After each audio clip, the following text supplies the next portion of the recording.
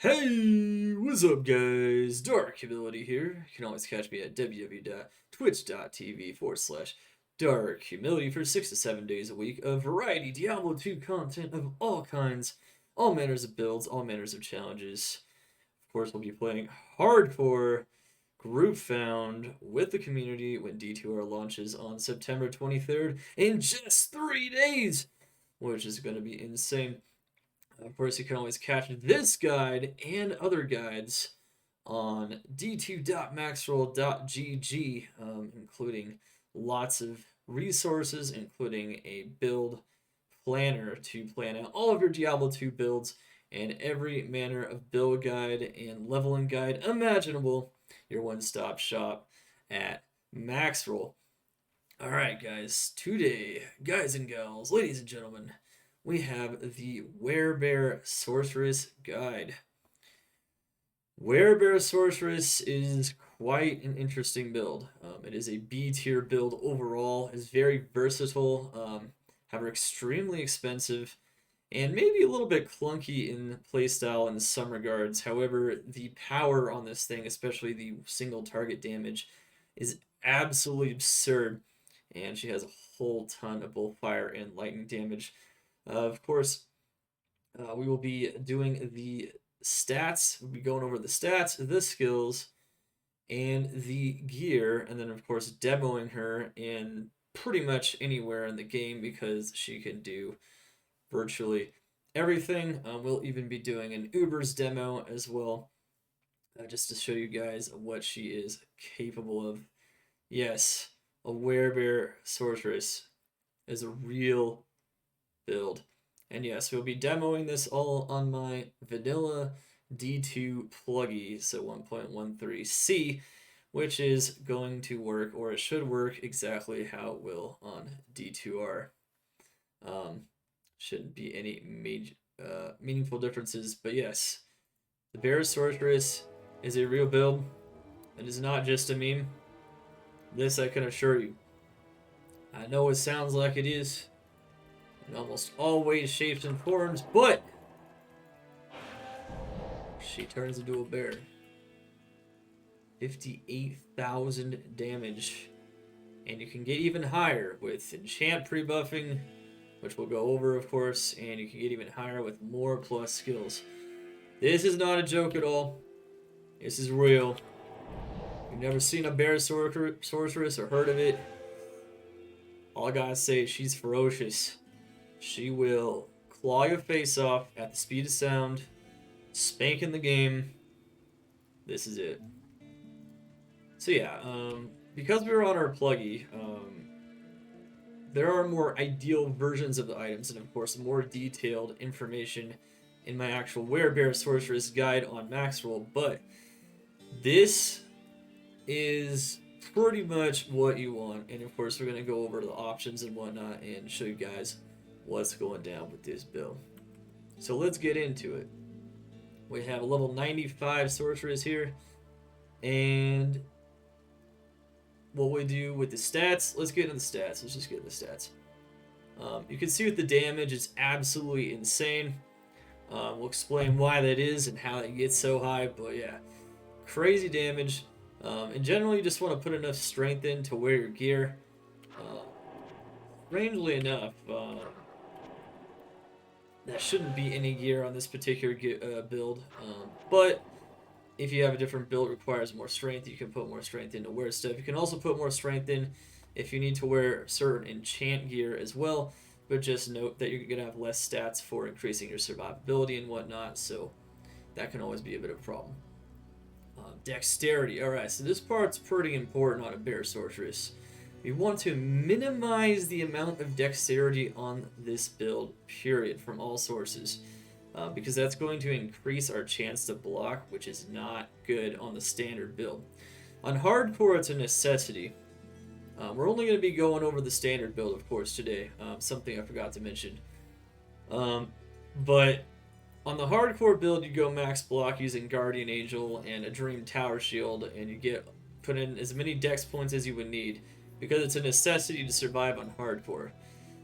But on this build, And when you don't have any faster block rate and whatnot, even if you did, bears block really slowly, which means that when you're trying to rapidly swipe with this build, it's going to be very hard to attack. In some cases, your attacks will just get constantly interrupted, and it's not going to feel very good. We only have 7% chance to block on this build, which is kind of the minimum we can get on my advised build, and we'll go over that in a moment. But you don't want to put any points into dexterity. Vitality, we put all the rest of the points into vitality, except you can put 50 to 100 points into energy. It's not 100% required. You can go 0 energy as well, but I do like having a somewhat beefier energy shield because it's just free tankiness on this build. You don't use spells when you're actually attacking in bear form, so all that mana can be used as a free shield while you're attacking to help buffer large amounts of incoming damage, especially in high player count. One thing to note is we'll be testing her in player 7 as well, where basically monsters are almost at their very strongest in terms of damage and HP. The experience is also maxed out, and the item drops are maxed out. The item drops, or the likelihood of an item dropping from a monster that is a minion or regular monster, increases from players 1, 3, 5 to 7. So we're going to be doing player 7 just to demo that here. Of course, when we do Ubers, I'll move it back to players 1. But yeah. So yeah, she is a monster. We're going to show you just how crazy this damage is. Like, there isn't even a difference from P7 to P1, because we pretty much just one-shot almost everything. This build is nuts. It's expensive, though. Something I mentioned before when I was talking about her overall tier. This is a very expensive build. This is arguably maybe one of the most minimum expensive requirement builds, period. So when we're talking, like, you need a beast and 2 dreams at a minimum, and on the Mercenary you should have an infinity. That's 3 burr runes and 2 jaw runes. And then of course, if you want a lot of MF and beefiness and overall other stats in this build that help out, like skills and whatnot, then you need another jaw and another burr on Enigma. So what I'm about to show you here is a pretty nutty build. It's definitely a wish list build that you can get if you trade enough items and you find enough runes. And of course, if you read up on my Arcane Sanctuary farming guide, it's not too bad. Of course, also any of the other farming guides on Maxroll or anything else, or just any of the builds, you can learn how to do it. But yeah, pretty crazy stuff. So yeah, that's pretty much it for the stats, of course. Just want to kind of go over just once again how ridiculously expensive this build is, just to emphasize that. Alright, so we have all the resistances here, so ideally you'd also get max poison res, just to make sure you got max res. In hardcore, it's even more important to stack them, or when doing Ubers. But we'll just show her in the most basic form today, though.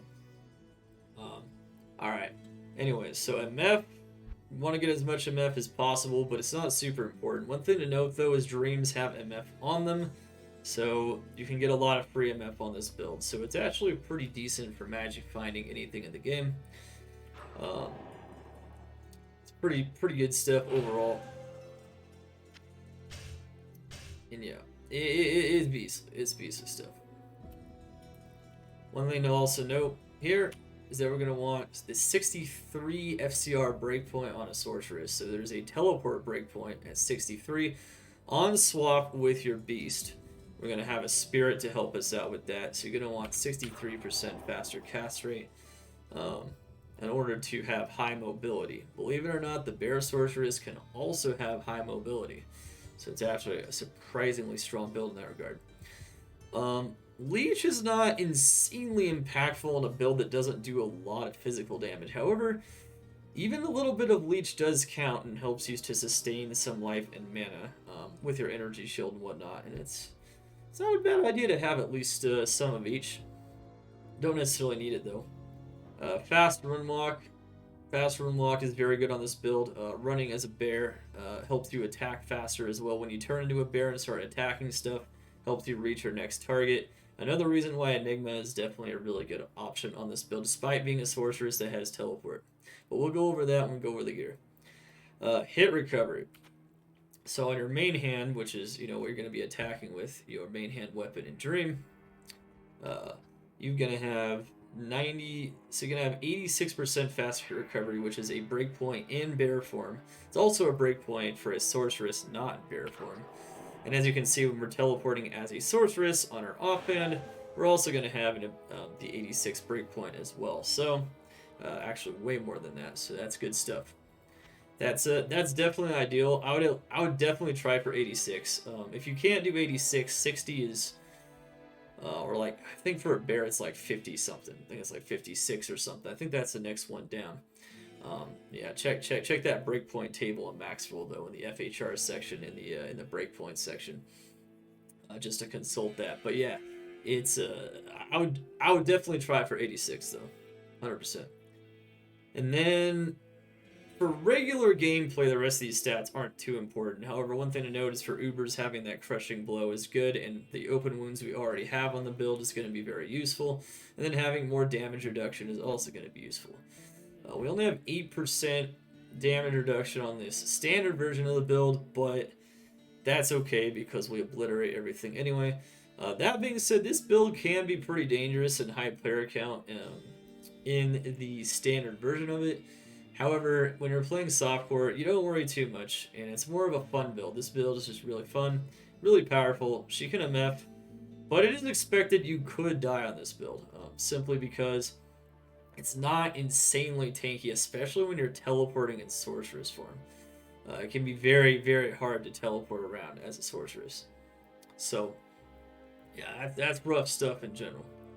Alright, so we also now have, once again, we have our max res. Even on our teleport, we have almost max res. It's just our fire res isn't max. So just make sure to have really high res just to prevent those death scenarios. And otherwise, really good stuff. Alright, so that's pretty much it for the stats. And talking about how expensive she is and how cool she is, and she's extremely fun. Definitely the main bonus of this build is that you're a sorceress and you can turn into a bear. That's I mean, besides being able to clear all content and destroy everything, that's a crazy bonus. Cannot be understated. Alright, so let's get it. Skills. Alright, so skills. On every version of this build, the skills are the same. And one thing to note about the skills is that the actual attack we use is the regular normal attack you start with when you're level 1. It's the only attack you can use in bear form. So this is the attack we're going to be using. Everything else that we level up as skills is to buff up our damage and to buff up our survivability and to give us mobility and that kind of stuff. So one thing to also note is that we cannot use any of the active skills in bear form. So we can only use this skill in bear form, and we can only untransform out of bear form using the Werebear skill granted by our beast weapon. So you make sure to use and pre-buff these skills as a sorceress, which is something I'm going to be demoing. That being said, we want 1 point of frozen armor. We want 1 point into energy shield. We want 1 point into static field. We're going to get that 1 point into teleport, either through Enigma or just by trying to get energy shield. And 1 point into warmth. Oh no, sorry, not 1 point into warmth. What am I saying? Scratch that. Ignore me. Okay, anyway. Alright, those are the 1 pointers. Alright, let's start with what you max. Alright, so you're going to want to max warmth, enchant, fire mastery, lightning mastery. You're going to want to max lightning mastery first. And then once you max all those, you're going to want to put in the rest of your points, whatever you can, into telekinesis to allow your energy shield to be stronger, and so that when you take damage to your mana can absorb more damage per point of damage. It will cost you less mana. So that's what that does, as a synergy for energy shield, which is pretty sick stuff. And then yeah, I mean, we're going to be using a lot of these skills. Static Field, we can even use it in Sorceress form to train down really tanky enemies so we can one-shot them when we transform back into a bear. And then, yeah, there's a lot you can do in that regard. But it's good stuff in general. Alright, and of course, Enchant, we're going to want to pre-buff that. We're going to want to pre-buff Energy Shield, and we're going to want to pre-buff Frozen Armor. And of course, in Sorceress form on Weapon Swap, we're going to be using Teleport. So, this build is a little complicated. Now, you might be wondering, why Lightning Mastery? Well, Lightning Mastery is the most important thing to make sure you max. Like I said, max it first, because Enchant will give you some extra fire damage, some AR, which is nice stuff. Warmth will also increase your mana regeneration, which is nice for keeping your energy shield up. But what it really comes down to is that the other build that can really take advantage of 2 Dreams is a Paladin. It's because the Paladin has Holy Shock synergies. And he can max those out and make that level 30 Holy Shock, granted by a combination of level 15 from the Helm and a combination of 15 from the Dream. Basically, the Paladin can make it at max power. That's the Dream Paladin, which works a little bit differently. Which is actually linked in my Werebear guide in case you want to check that one out as well in the intro. But for a Sorceress, the reason why a Sorceress can get even more absurd damage with Double Dream is that even though Sorceress doesn't have synergies for Holy Shock, the Sorceress can increase Holy Shock's damage by nearly 500%. 500%. So that's pretty crazy stuff. 500%. 500%. That's nutty. That's nutty. That's so much. That's such an enormous damage increase, and it's no surprise why we're able to get this crazy damage number. All right. As for a mercenary for this build, I pretty much only recommend an Act 2 Nightmare defensive mercenary. You really need that crowd control in this build because that's what's going to prevent you from getting overrun and dying. Remember, we don't have max block. We do have decent defense because bear form gives us decent defense. We have decent HP because bear form gives us decent HP. We also have the energy shield as a buffer that we can refresh if it runs out and whatnot. But we really need that crowd control to prevent getting overrun by especially dangerous aura enemies. So Holy Freeze Mercenary, Act 2, Nightmare defensive. That's what we're gonna want. I don't really recommend any other options on this build. And the other reason for that, of course, is that we're also gonna want to use Infinity, which is a polearm. Gotta make it in a polearm. And Infinity gives us that level 12 Conviction Aura, which is going to enormously increase our damage output. It's going to bring us over 100,000 total damage output, having all that negative enemy res, that negative 85 enemy cold, fire, and lightning res, which will greatly increase the impact of our enchant, and even more so, the impact of our lightning mastery empowered double dreams. So it's just a huge damage boost from the Infinity here. And then, of course, Fortitude and Andes go really well with Infinity.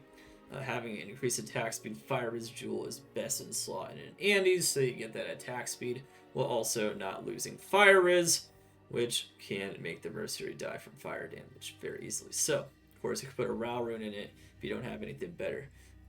You can use a Treachery as well, but Fortitude is going to be the best for survivability on a Mercenary that definitely is going to need it, especially when you might not even always want to use Call to Arms.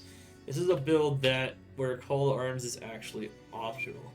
Now, for some people it's not, because you really want even more tankage, but of course we'll swap it out and show you guys what that looks like, or what the difference looks like, so you guys can kind of see for yourself what you want to do.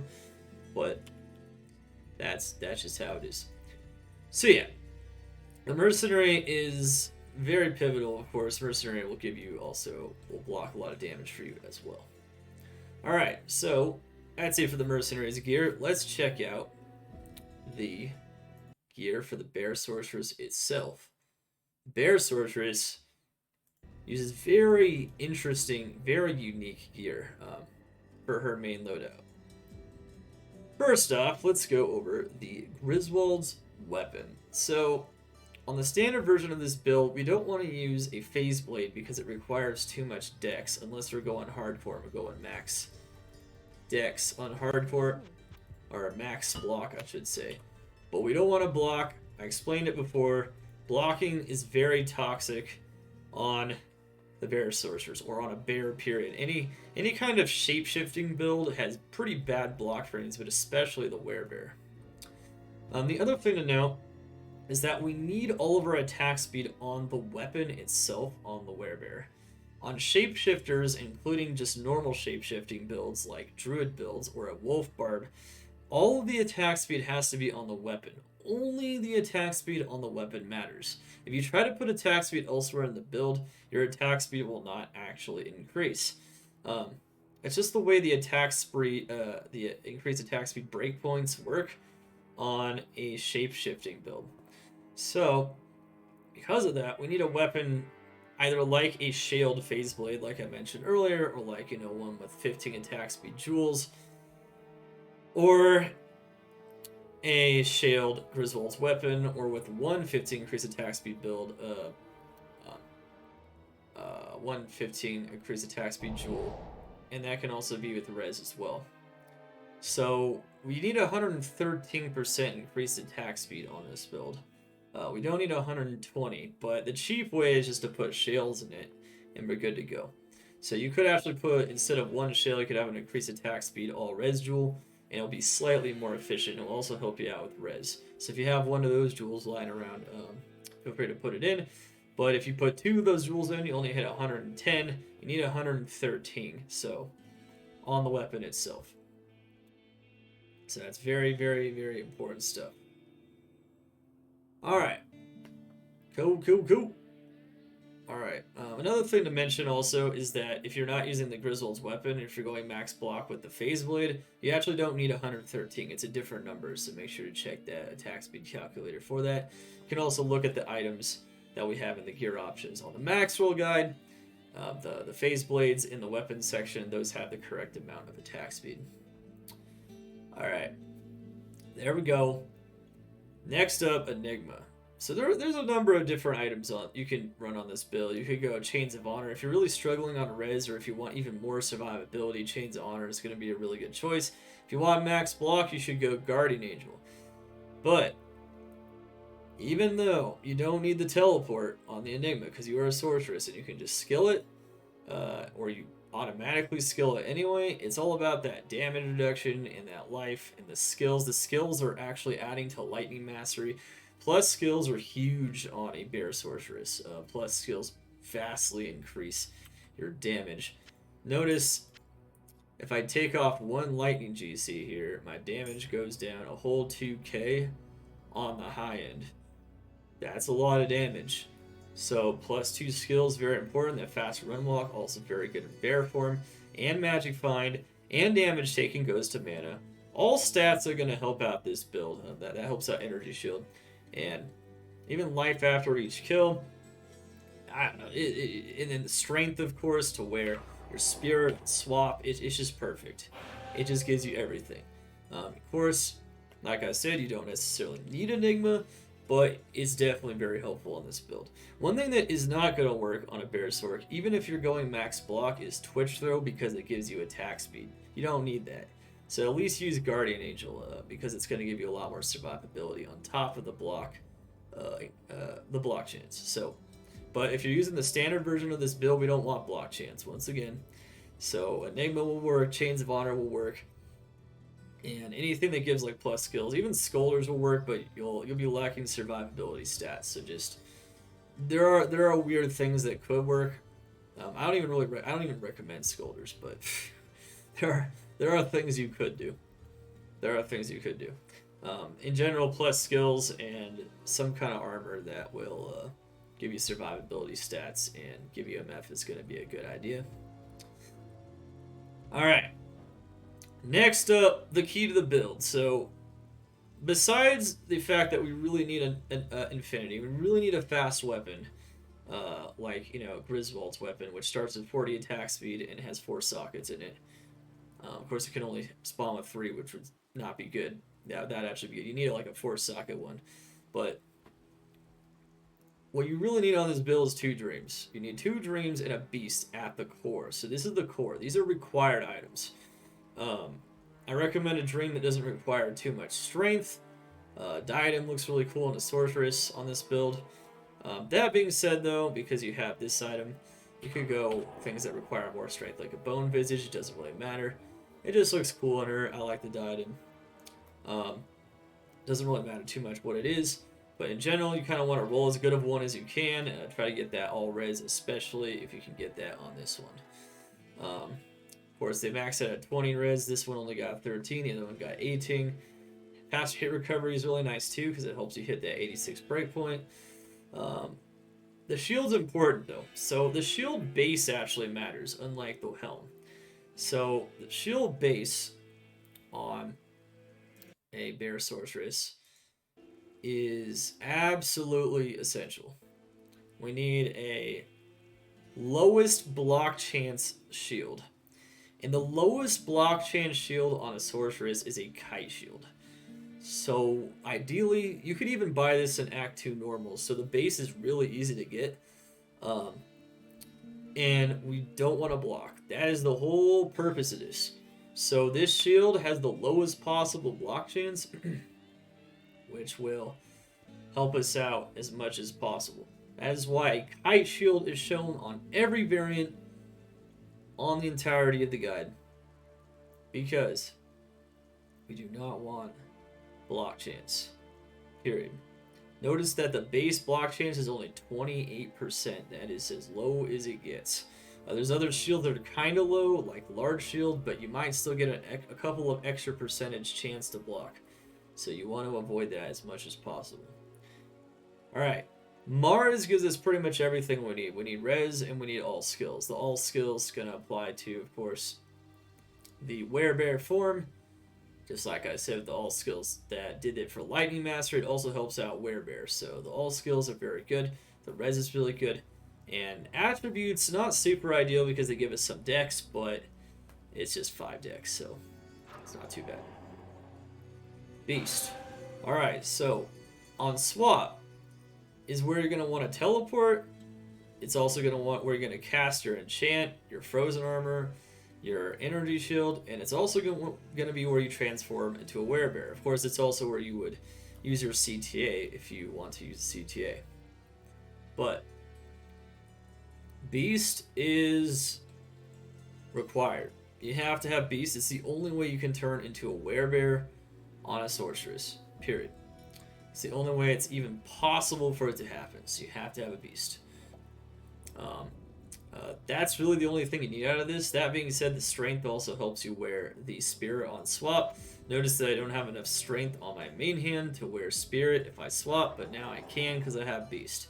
So the build in a lot of ways works really nicely. It has a lot of really nice synergy, but it is a little complicated. Hopefully, of course, I'm able to explain everything well and you guys are able to understand how this all works. Alright, Spirit, of course, is for that teleport speed, and it gives us some more plus skills, which also help with the Werebear. So everything kind of works together. Also gives you some res for teleport swap and mana for that as well. Alright. Next up, you have Drax. Drax, I would consider to be a must on most versions of this build if you want a decent amount of survivability. One of the issues, once again, is that we don't do a lot of physical damage. Most of our damage is fire and lightning because of the enchant and, of course, the Devil Dreams and Lightning Mastery. This does some physical damage, but it's not a lot. In order to keep your life sustained and whatnot, life tap is pretty huge. You attack so fast that you will proc life tap very often, and that will keep you alive. It will keep your life at full as long as you're attacking. Of course, this is also indispensable in Ubers, but in the standard version of the build, I highly recommend Dracul's Grasp. I think this is best in slot gloves, no doubt. It's going to keep you alive, and it's going to make the build feel that much better. Alright, in order to round out our 63 FCR on swap with the Spirit, of course, we need 2 more items. We need the Iraq, and we need this. So we need a 10 FCR ring. This one has Mana Leech. AR is also good. All Res is good. MF is good. Life is good. Mana is good. Even Life Leech can help a little bit. But Mana Leech is also good for the Energy Shield as well. And so where when you transform out of a bear and start teleporting again, you're going to be set to go. Alright, and then of course we have Arachnid's Mesh.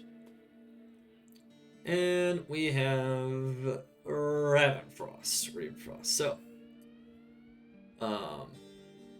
yeah, we need that FCR. The plus skills on the Iraq, I'd say Iraq is like mandatory if you want that high FCR speed. If you want more survivability though, just feel free to use like String of Years or Berdungos or something like that, or even T-Gods in World's Stone Keep. So don't feel like you need the 63 FCR breakpoint. I'd at least try for the 37, which means that you would at least need this. But I like getting the 63 breakpoint. I feel like the build feels very smooth with it. And with this kind of a ring, we're going to get the job done. So this is another important thing. So once again, minimize that dex. But on this build, the only way we can get Cannot Be Frozen, which is an absolute must, is to wear a Ravenfrost. And so Ravenfrost has dex. But in order to kind of prevent some of that chance to block from creeping up on us, we are going to want to use a 15 dex Ravenfrost. Now watch, if I put on a 20 dex Ravenfrost, notice how my chance to block went up 1%. That's not good. So if you get that 15 dex Ravenfrost, you can keep it at 7%. That's good stuff. Of course, Ravenfrost also gives us a lot of attack rating, which we don't have a lot of attack rating on this build, so we kind of need every little bit we can get. The good news is that Conviction from the Infinity is going to lower monster defense so much that we're not going to need a lot of attack rating, but the Ravenfrost is also giving us the attack rating and mana and some cold absorb. So overall, Ravenfrost gives us what we need. Just got to minimize that dexterity. And then War Travelers, you can use res boots for sure. There's definitely other options. You don't need the flat damage on it, but the flat damage does help with leeching. And of course, just having that MF and having that fast run walk is going to be pretty huge for just magic fighting with this build. And then we got, oh yeah, one thing to note is that against Ubers, you'd want to use like Goblin Toes. You need that Crushing Blow stat, which you don't have anywhere on the standard version of the build. So, especially against Mephisto, that's going to be very helpful. But for this one, it's okay. For a standard magic find, just farm build on the Werebear Sorceress, that's what we're going to want to use. So, this not so cuddly teddy bear is also going to be using Lightning GCs. So, Lightning GCs are what boosts Lightning Mastery. As you can see, I lost 2k damage on my high end when I removed one of these earlier. I showed you guys how that works. Still the case even when I lose my enchant, which I currently don't have active. But notice, that is so much damage you lose. It's because Lightning Mastery is so huge for this build. Now you could also use Fire GCs for enchant if you want. They can increase your AR a little bit. But I wouldn't recommend it, because you just get so much damage from the Lightning GCs. 40 MF Geeds. Pretty sick stuff, just getting that MF up. Of course, you could use another Lightning GC if you want to have even more damage. I don't know why you need it in most scenarios. You still one-shot most things with a full game, but you can. One thing to also note is that if you're having some res problems, like I am, you can also use an all-res GCs or small charms, or things also short of your FHR like this.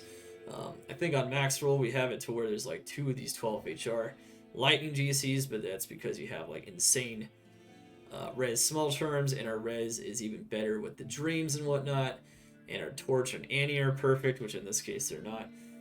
I really think the torch and the Annie though, the key on those is to minimize that dexterity, so minimize those attributes. You really don't want to block. It's not worth the extra vitality, energy, and the vitality and energy stats on these items. It's just not. Um, it's strength, of course, as well. It's not worth it because you get a 20 attribute 1, your block chance is going to go up 2 or 3%. So you really want to keep those down as much as possible. It will make the build feel so much better.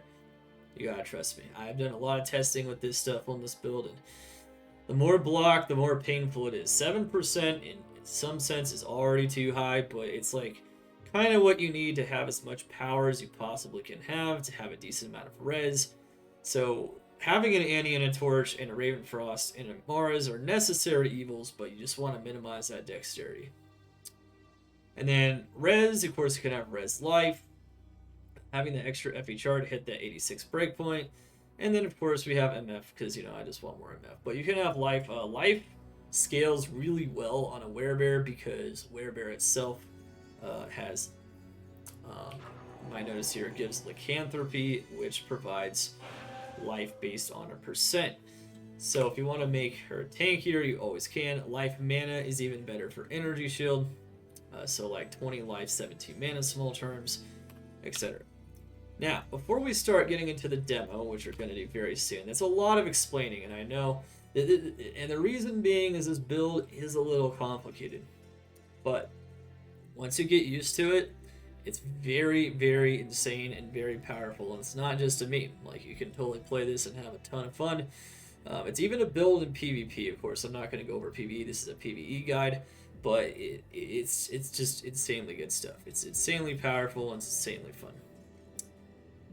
Alright, let's go over the optional gear. So this is gear that can help you out. You have enough survivability to take on even high player count in most scenarios in Diablo 2 without this item, but a CTA will greatly increase your...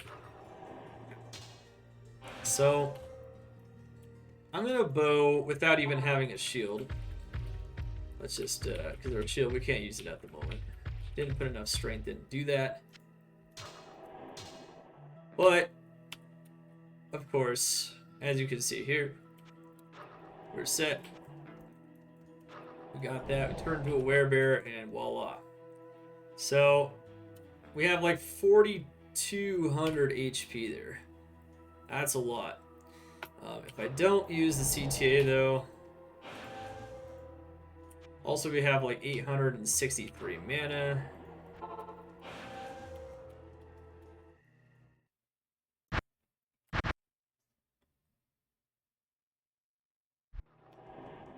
Now notice, if I don't use the CTA, it's only 3,200. So it's like 1,000 life and like 300 extra mana. That's a lot, especially when you're using Energy Shield to bolster your survivability.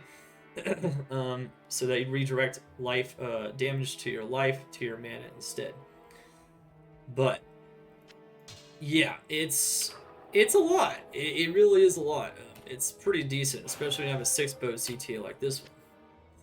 I mean, of course, you could also like pre-buff it even more. You can like have some extra strength on. And make sure you can still put it on and whatnot. You can put some strength rings on, and then you can use like the spirit, or you can even use this. Right? You can use the Lilith's Wall. Oh, dang, oops. One thing to note is that if you take off your beast and you're already a bear, there's no way to untransform. I don't know if in D2R they're gonna create an extra way to do that at some point, but you know, for now that's not even the case. So.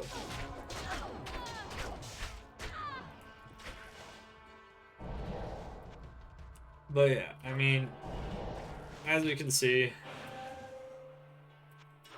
it's a lot of power. Crazy stuff. And then, of course, if I put my spirit back on, then turn into a bear.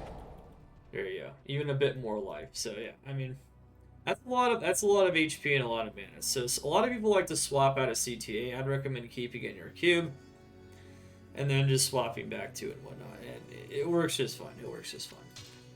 Of course, you can also put it in the inventory if you don't want as many GCs. The damage is a bit excessive anyway, but we're just going to demo it with this much power. One thing I think I need to kind of demo at least a little bit, or at least go over mostly here, is to show you guys what you can do with Prebuff. So you don't have to do this. This is another optional thing. This is another optional gear. But Enchant lasts so long, especially when it has a ton of plus skills, that if you cast it before you turn into a bear, it'll last like 20 minutes. And because you'll have something that lasts for like 20 minutes, you'll be set to go.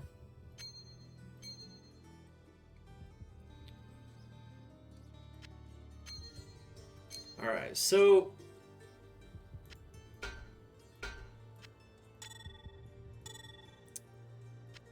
I can't use this yet. alright, so yeah, we can't use that one. I already knew that, but alright, so here's the deal. Alright. Let's turn out of a bear. Alright, so there's a lot of items. Ones I'm actually not even going to demo, but I'm just going to show you guys. So, percent fire damage in plus skills to enchant. So, in this case, it's fire skill damage and enchant on an Ormus. Any items with plus skills, any fire skills, items with like 6 to enchant. This one's only 5 to enchant, because it's the best one I've found on this project. But you can put all this fire skill gear on, and then you can cast enchant, and then notice how much higher this damage is. It's 5,000 damage. 5,000 damage, mind you. And mind you,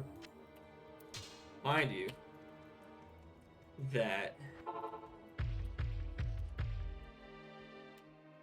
was not even with Battle Command. If I put this one on, Shooters will also work too if you don't have any fancy 5 to 6 enchant orbs. But if you do, that's like another like 200 to 300 damage. Of course, when you pre-buff it, you'd also enchant your Mercenary. That's what you do normally, even if you weren't using pre-buff gear. But all these fire skills are going to greatly increase our damage. And if you had enough strength on the circlet and the amulet, you could use that 20% Monarch, and you could even easily swap out the Enigma for Ormus to pre-buff with the Ormus. Fire facets and everything would make it even more insane. So yeah, fire, you can totally pre-buff enchant, and pre-buffing enchant is some crazy stuff for sure. As you can see, but one thing to note is, one thing I'd like to emphasize is that it is optional.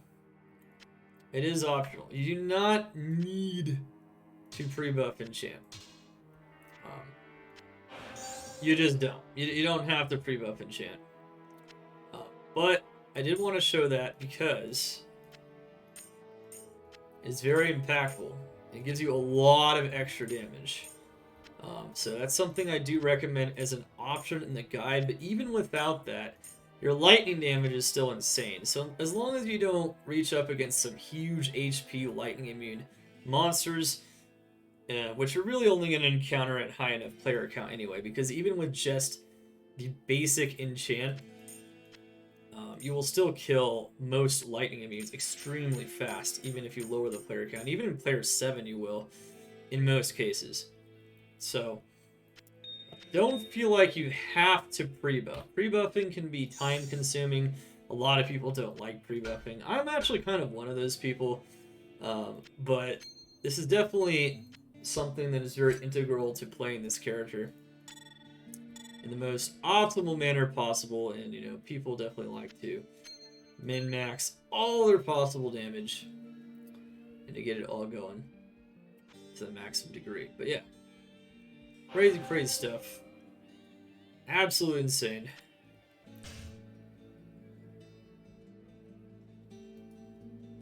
And yeah. Alright, so now what we're gonna do, let's actually show her off pre-buff first. So let's show her off just, what if you just want to pre-buff? Okay, so what we're gonna do We already pre-buffed Enchant. Notice how much lower the Enchant damage is now. Significantly lower. Significantly lower. So it's... it multiplies too, which is the best part. So you get all that multiplied percent damage too. Notice how absurd our damage is now. Like, this is crazy. Right? And we already pre-buffed the Mercenary. Now, the one thing you would always want to do is if you wanted to pre-buff with the CT as well, you'd cast Energy Shield, and then you'd cast Frozen Armor upon putting your normal gear back on, your non-pre-buff enchant gear. And then, of course, you'd put on Werebear, and believe it or not, you would just go. So notice this is 63 FCR. We're teleporting pretty fast. And now we're going to get into the first demo. So let's demo how strong she is in an area that is no match for this ferocious beast. So what we're going to do is upon encountering an elite pack after teleporting and finding elite packs like Champions or Bane Break right here, we're going to...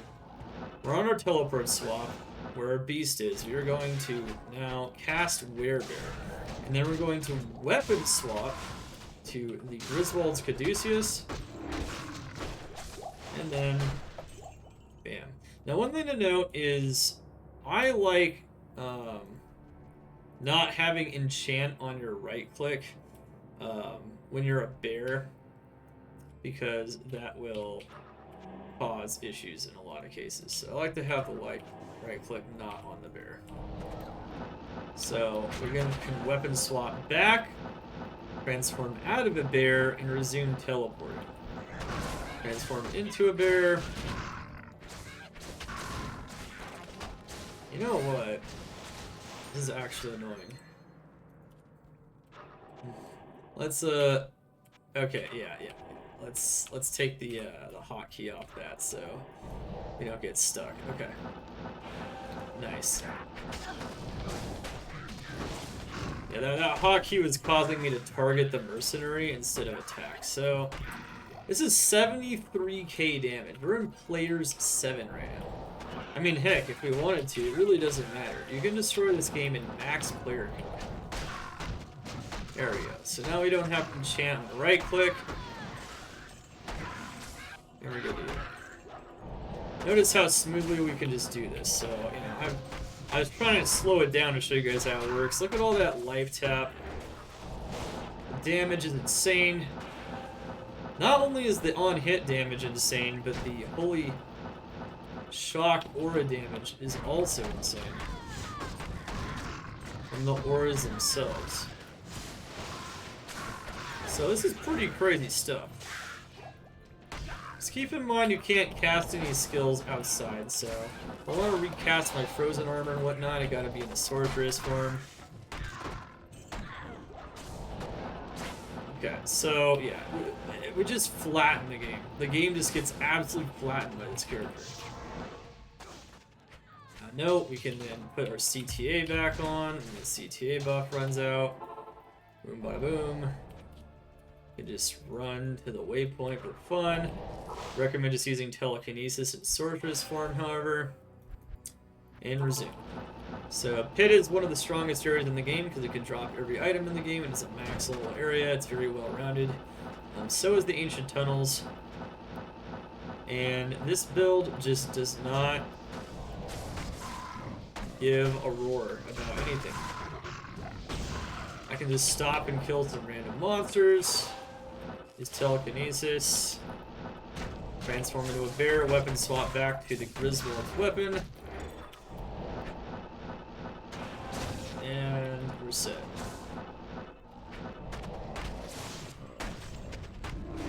Look at this power. It's just absolutely disgusting.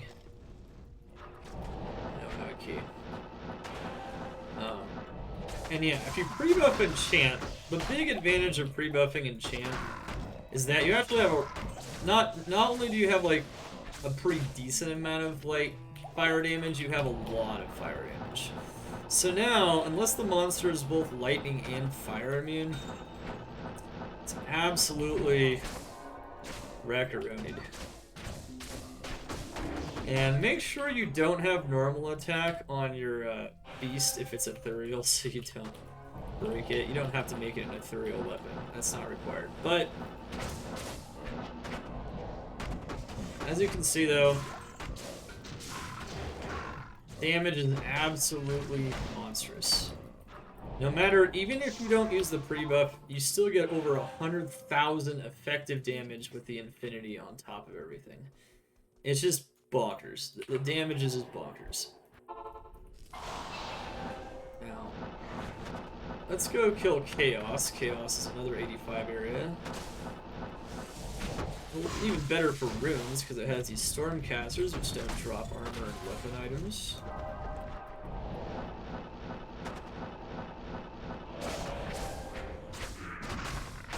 And also, if you have charged bolt on swap there, you can also tell that you are still on your beast swap, so it's a good way to tell.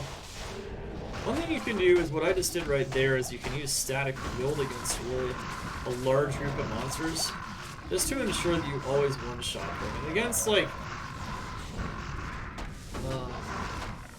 fire immunes or lightning immunes, you don't always one-shot, so it can definitely help increase your damage output and make it to where you do one-shot or you nearly one-shot. Of course, in the case of lightning immunes, static field isn't going to do much, but yeah. This is gonna be fire. Of course, any high HP monsters as well. You just ensure that you can one-shot them pretty much all the time. Because the minimum damage on lightning is not insanely impressive, you're not able to one-shot these fire immunes because we're not doing any enchant damage to them, unfortunately. That's okay. Also, another thing about pre-buffing enchant is that your attack rating increases a bit, but like I said before, because you have the conviction from infinity, you're good. If you don't have the conviction from infinity, you're going to struggle to hit monsters in a lot of cases, so you would actually need attack rating charms to help out with that, which is why, once again, infinity is highly recommended for more reasons than just one. It's definitely going to be a lot more of a struggle. So gotta be careful here. As you can see, players 8, this is players 8. I'd like to remind everyone, this is max player count. This is how ridiculous this build is. She doesn't break a sweat. And of course, with the life tap, we sustain extremely well. One thing to note is you can put the Tome of Town Portal, of course, in your inventory. And then you can even have more mana potions on your belt. Mana potions, and using them is very useful. You might notice that I'm using Juice and mana potions here and there to sustain. Mana potions are really good to keep that energy shield alive. As you can see, the energy shield is doing pretty well. If the energy shield ever expires, though, you can turn back into a or when you turn back into a sorceress, you can just refresh the energy shield before you resume teleporting. Okay.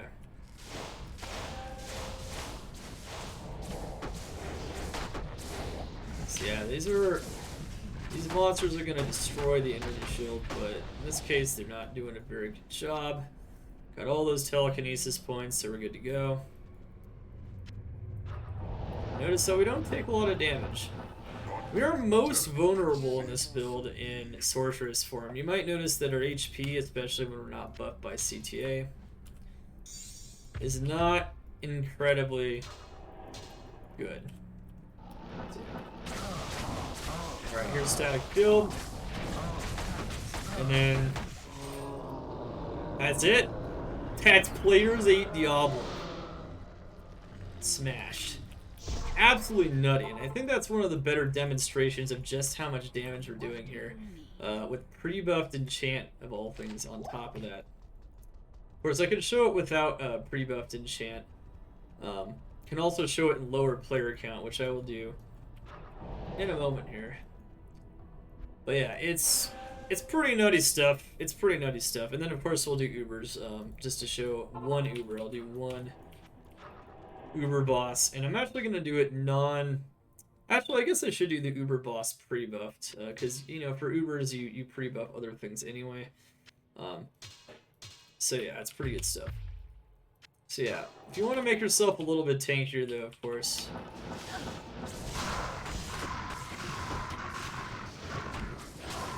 4,000 HP. She can be pretty darn tanky, especially with the CTA. Pretty darn tanky. Pretty insane stuff.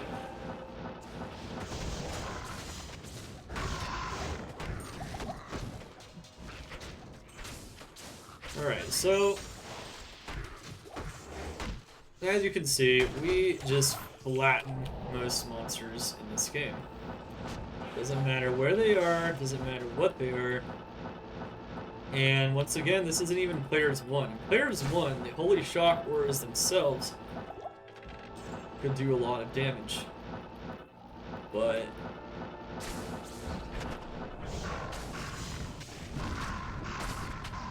alright, so they're actually doing quite a bit of damage to me.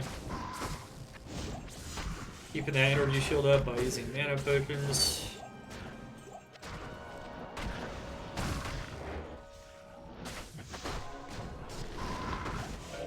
Alright. Yeah, it's pretty maddening how strong this is.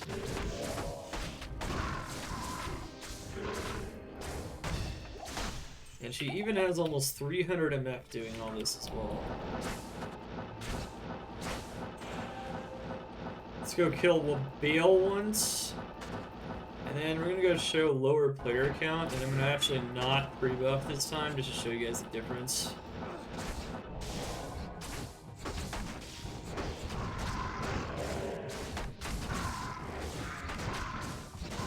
Okay, so we lost our energy shield that time. But as you can see, as long as we have life tap, it doesn't matter too much. The energy shield is in some ways more important for the weaker Sorceress in teleport form, but it does help mitigate damage as a bear to help to get those attacks in. And you'll notice because we don't have a lot of block rate, we are able to just freely attack the monsters with an insane amount of attack speed. That 113 attack speed on the weapon is max frame. And I can just show you guys here, look at this. Look how fast we attack. And of course, transform into the bear, weapon swap once again, transform into Sorceress. Transform back into the bear, transform back into Sorceress, transform back into the bear. I'm weapon swapping every time. Getting ready to retransform. And when I transform, of course, I need a weapon swap, so we use our damage weapon, and then a weapon swap, and then untransform out of a bear to go back to teleporting.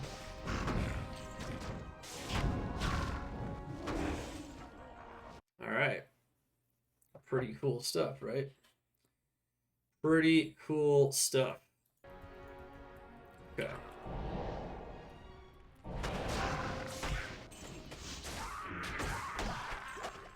Alright. Looks like our CTA ran out. Yeah, I'm gonna do no buffing at all, so no CTA, nothing next time.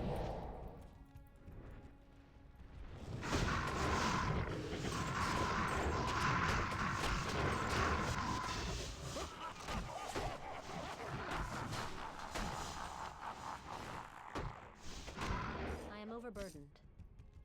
Okay. Yeah, and hardcore pre-buffing with CTA is even better. It's even better, so it's even a better idea, so that's good stuff.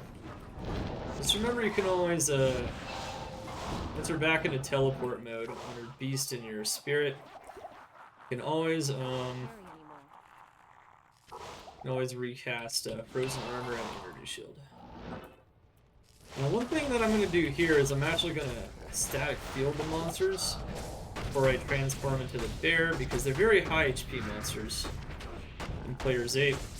And Players 8 monsters just go down like no. Impossible.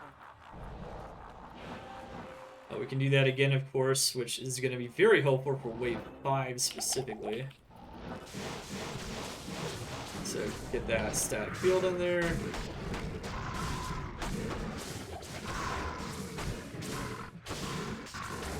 And bam, there you go. So not only do you have the crazy power on the bear, you even have static field at your disposal, which is one of the sorceress's most broken overall abilities.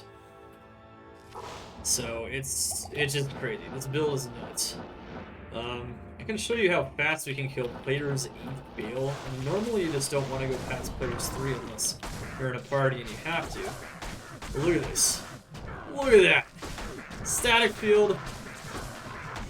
Players 8 Baal goes down fast.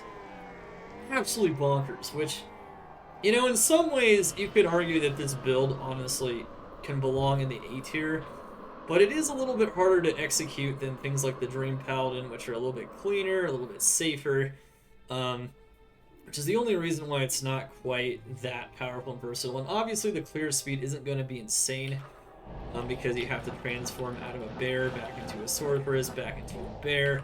So it's a little the transitions definitely make it to where the damage isn't as clean as on a lot of builds. And of course, even though you do a ton of damage, you don't have a billion AoE damage. You have the double dreams, but it's not insane. So it is an insanely strong build, don't get us wrong, but it definitely has some weaknesses. And of course, being insanely expensive is definitely one of them. Doesn't really factor into its tier much, which is more about power and its best performance inside of its best case scenario areas, which is almost everything on this build, and Ubers, of course, as well. But yeah. Alright, anyway. Let's go pull up an Uber portal. So, in Ubers, you're never going to go past players 1 anyway. Let's show you guys what she is capable of. Let's go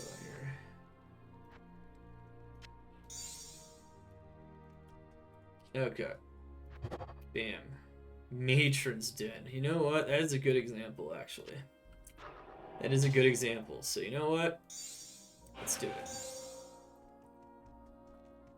So let's go kill Lilith. And we're not even going to transform into a tankier version of the build. Let's just use the standard version.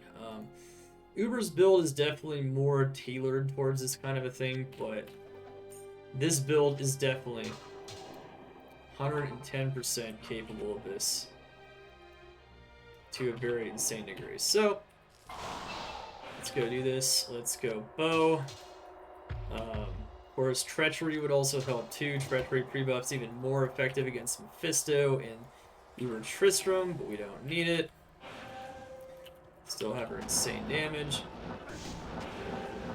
Alright, so one thing to note here though. Don't need to kill the rest of the monsters, but it helps.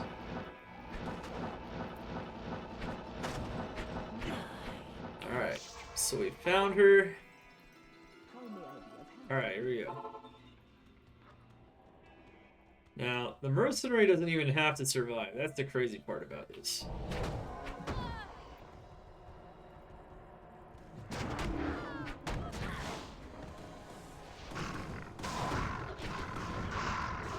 Okay, so the Mercenary.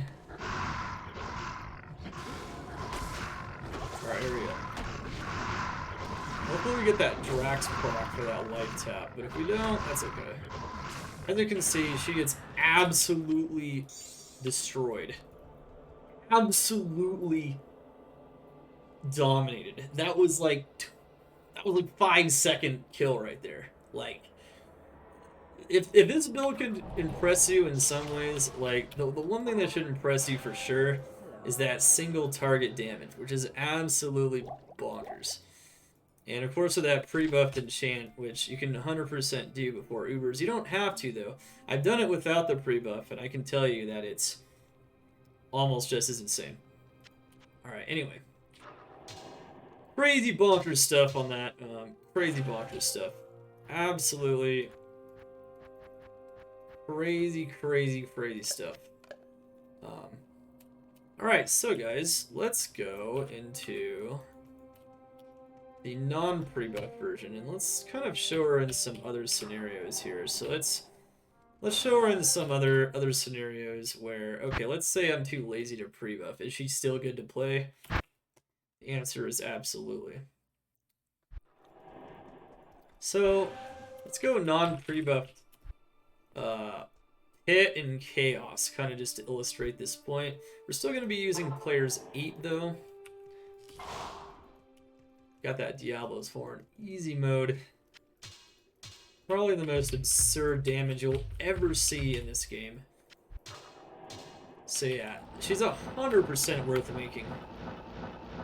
Even if, against Ubers, the main challenge of this build on Ubers, and probably the one main reason she's not A tier at the very least, or even S tier, is that Uber Mephisto is a bit of a challenge.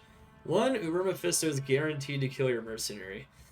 And two, well, pretty much guaranteed to kill the Mercenary. Two, Mephisto's Conviction Aura negates the Mercenary's Conviction Aura, which makes it to where most of your damage, which is lightning, will not be insanely effective against Mephisto. Now, pre-buffed Enchant will still allow you to do an insane amount of damage against Mephisto. That's why you have Crushing Blow on top of that. You're still not going to do like billions of damage against Mephisto with just Enchant though. But it is still effective. Zeal or Tesladin though is definitely more effective against just the Ubers though. And like I said, it's a bit safer.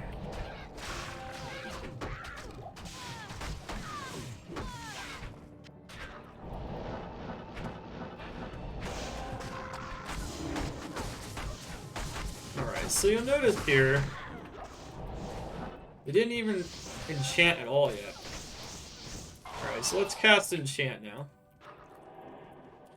And now we have Enchant. 61k damage. But notice that the fire damage is significantly lower. We're actually about 10k lower on our minimum damage now. But notice how that doesn't matter, even in players 8 pit against most monsters. It doesn't even matter much. It doesn't even matter all that much. Okay, so.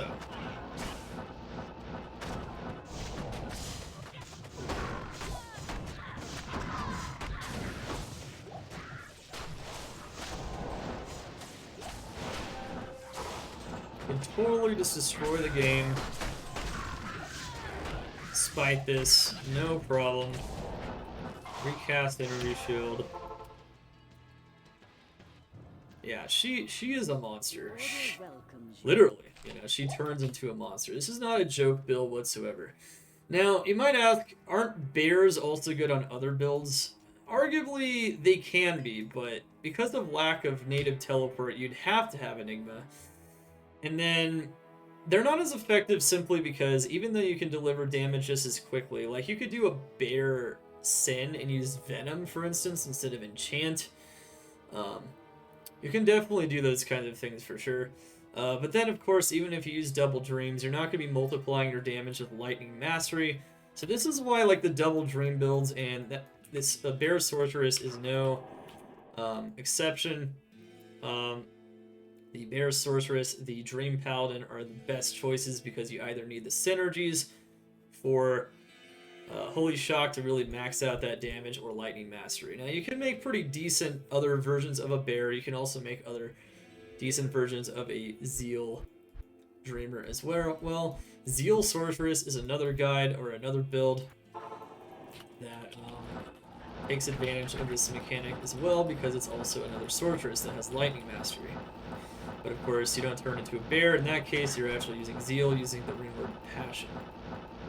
So, There are a lot of cool options, and in general, it's just really strong stuff. So right now, we're not using. Let's not bow. Let's just continue to remain unprebuffed.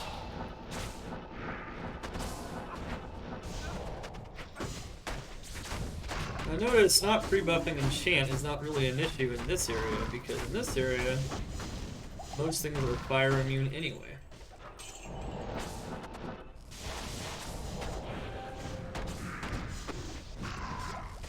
The major issue with not pre-buffing CTA, however, you might run into, is that this Mercenary might get wrecked a bit more often. You'll notice that because his HP is lower, and he doesn't have bow on him, he's gonna die a lot more often. Bow definitely significantly increases the survivability of your Mercenary. So that is definitely a drawback of not pre-buffing CTA.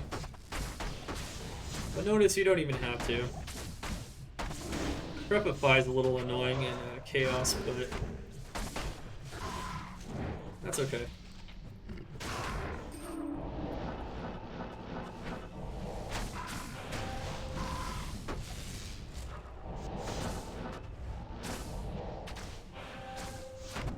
Normal attack OP, right? Never did normal attack ever look this good. It's the only attack we can use, though. Sorceress in bear form is pretty restricted.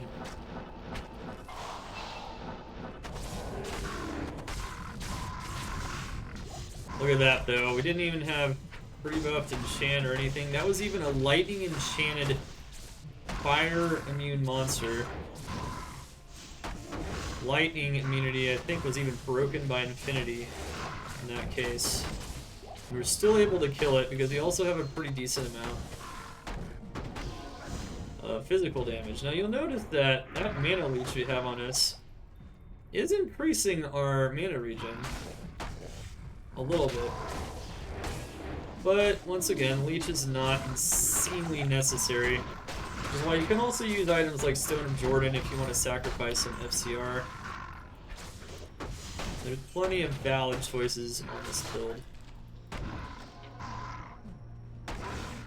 Alright.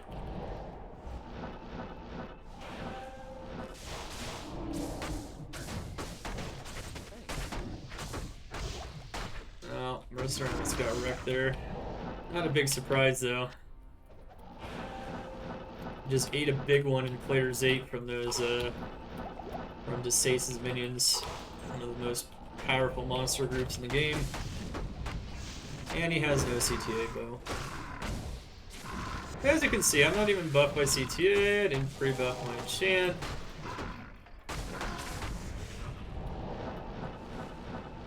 And we can still do this area just fine. One thing to note is you can even attack with the Sorceress in normal attack, but you're not going to be attacking as fast as Bear form. Bear just attack insanely fast, which is why you don't just use normal attack on the Sorceress. It's not just for the beefiness, it's because the Bear itself can get such an absurd attack speed frame. Alright, so yeah, this is non-pre-buffed. It doesn't matter much. Still Player's 8. Doesn't matter too much, but you can die in some scenarios without the CTA and whatnot, so some people like that extra survivability. Bam, no problem though, right? It's just, yeah.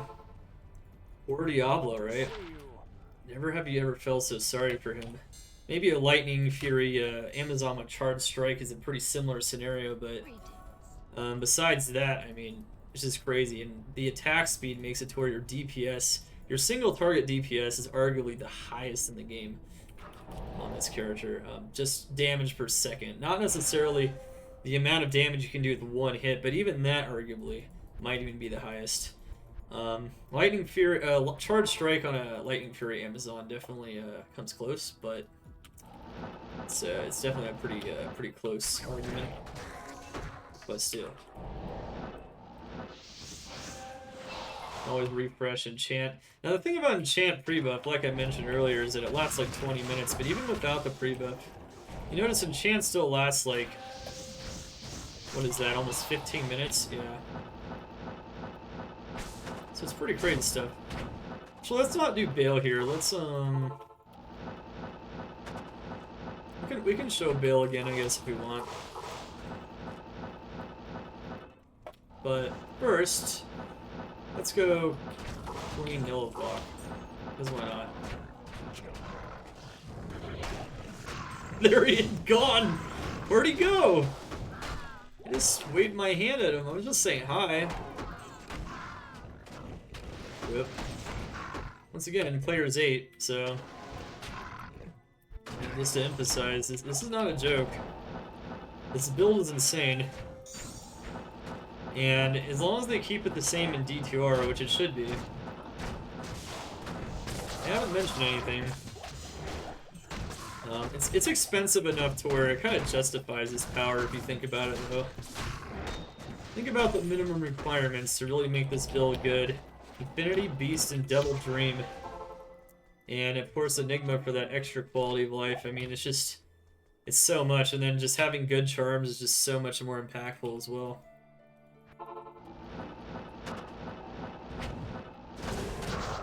I'm sure you guys can only imagine how monstrous this build can be in player versus player.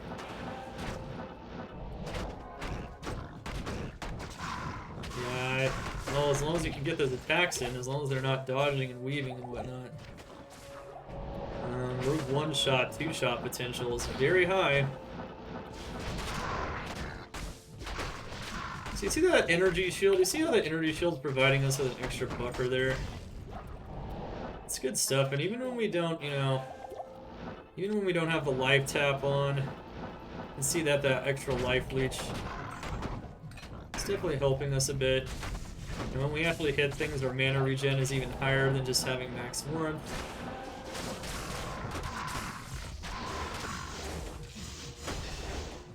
We actually kept up our energy shield there. Impressive, impressive. Good use of potions.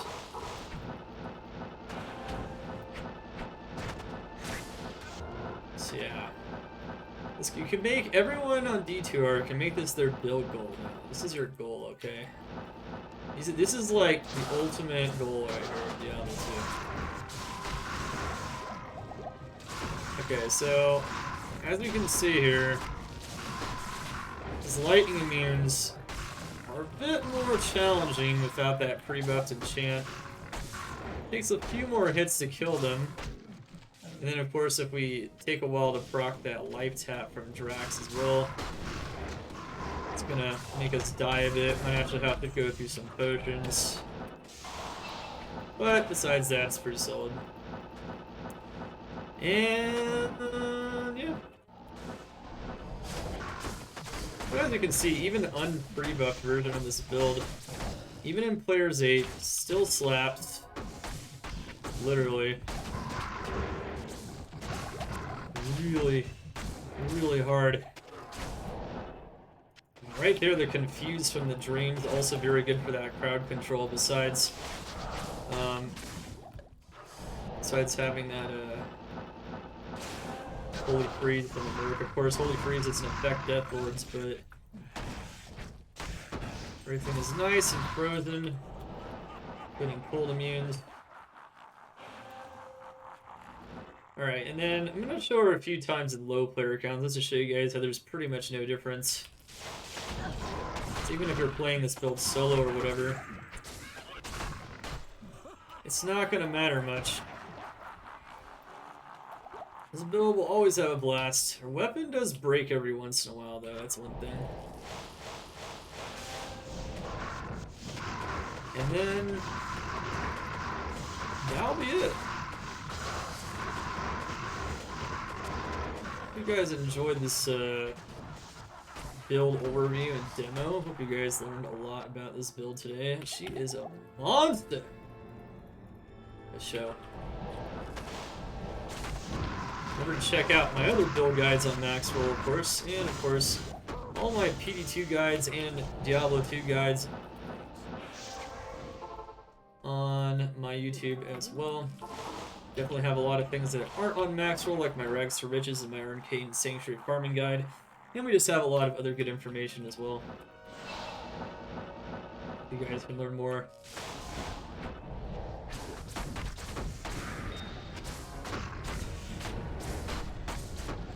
Have this awesome game. Static field, no joke.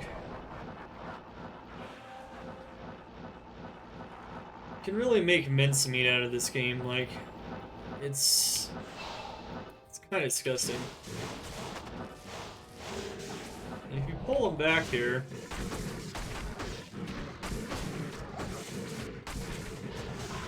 you can even avoid getting decrepified, which is nice to maintain your attack speed. Now this is where, as you can see, you get into a little bit of a problem, because now there's a fire and lightning immune monster. Normally I just recommend skipping these kinds of monsters. In the case of Lister, though, you can train him down. The Mercenary will kill him as well.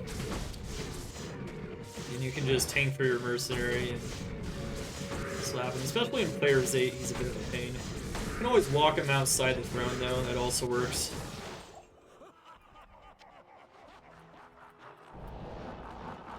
Alright.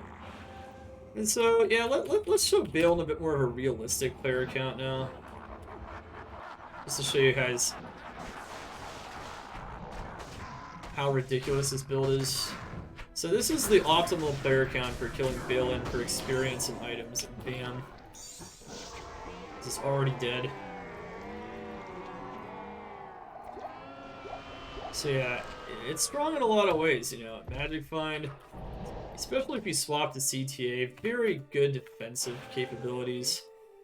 Well, I can't even repair my items, but that of course can be fixed. Okay, yeah, we got gold just sitting on the spare. Yeah, sweet. Okay. So yeah, she is insane. Yeah, let's give you guys a taste of what like Players 1 looks like. Now, Players 1 Chaos, you might actually see a difference. I'm gonna do 2 areas with it real quick. Demoing this character is fun. Not gonna lie, I actually have fun every time I play this character. As you can probably tell. But you know, let's say I just want to pre-buff the CTA, you know, we can go for it. Remember to enchant your Mercenary. Never use the enchant. Make sure you're on the teleport swap for your FCR. You want that FCR boost for teleporting.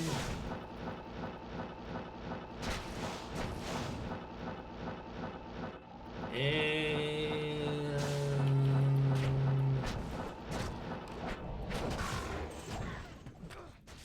dang. So yeah, this is players 1. You can see how the whole game just builds you.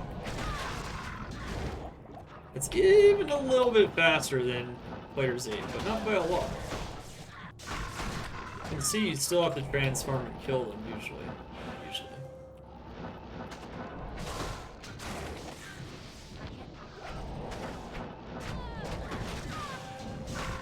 So yeah, I think you guys get the idea there. Pretty crazy stuff.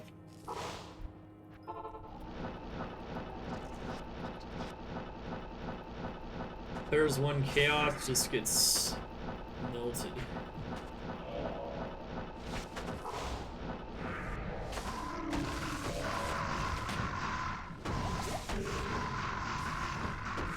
The only problem is these lightning means that the Holy Shot can't kill.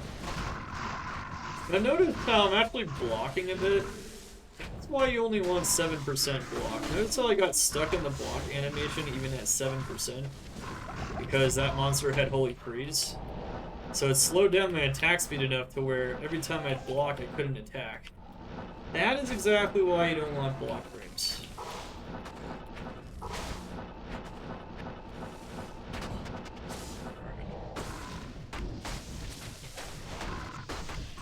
As you can see, it's not a huge difference.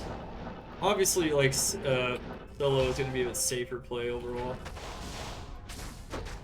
Uh-oh. There we go. Let's see. But yeah, I mean, pretty nutty. I can show it again in Players 3, but yeah, I mean, I think you guys get the idea though. It's pretty nutty.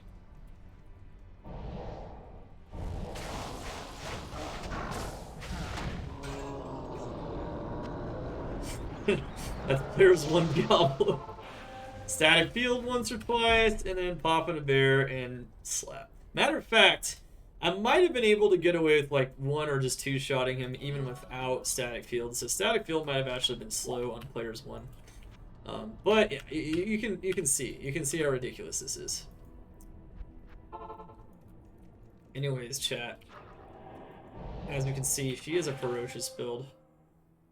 The power of normal attack and some on-hit lightning damage and enchant and whatever else, we are just monstrous. Just affinity, everything else. It is a crazy build. Not gonna lie, it's pretty darn expensive. You're definitely going to have to save up for this build, or you're going to have to farm up gear for this build. It's gonna take a while. As you can see though, I did farm it up on my own single player pluggy without cheating in any form. It's all legit. So you can just, if you spend enough time in this game, it's definitely not out of reach. Especially, those efficient rune farming methods like, Travancore, Chaos, Pit with a lot of density farmers, cows, and of course Arcane Sanctuary. Get those ghosts, get those super chests from LK, get those council members, all very great sources of runes, cows, Stormcasters, and Chaos. Pit just has high density, but you get the idea. Get that stuff done, get those runes, make this build. She is a ton of fun. And even if you have strong enough gear, as you can see, even high player count, you're not in a lot of danger most of the time, and you can absolutely flatten the game. And with pre-buffs, you're even more ridiculous. If you pre-buff fully for Ubers, you can just see how insane this build can possibly be. Lilith went down in no time flat. He absolutely makes a mockery out of the Uber bosses, especially Lilith. I'd say Uber Mephisto is the most challenging because you're not doing a lot of lightning damage to him, no matter what you do.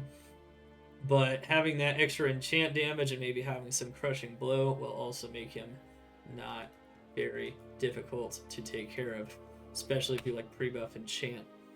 Anyhow, let me know what you guys think about this build in the comments below. Let me know if you've made one of these builds before. Let me know if you even have any other ideas about this build, maybe things that you have tried.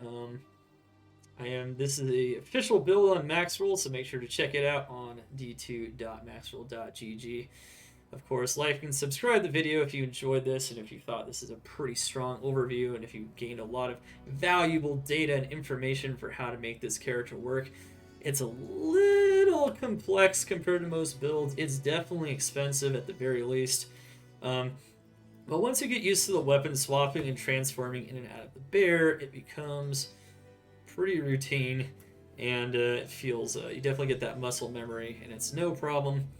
And you can smash the game, slap the game, spank the game, destroy the game. Remember, we're going to be playing D2R Win. D2R launches on September 23rd. You can always catch me at www.twitch.tv/Dark Humility for all kinds and manners of Diablo II shenanigans, including playing hardcore, group found when it launches the D2R. Alright, anyway, see you guys next time with more fun and awesome builds. I love the Bear Sorceress. This is literally one of my favorite builds in the game. Once you can get this gear, it is bonkers. Alright, tear it up. Claws out. Just kill it. Just kill it. Yeah. Make a mockery out of the game. Make a mockery out of the game. Smash it. I'll see you guys next time. No problem. Let's get it.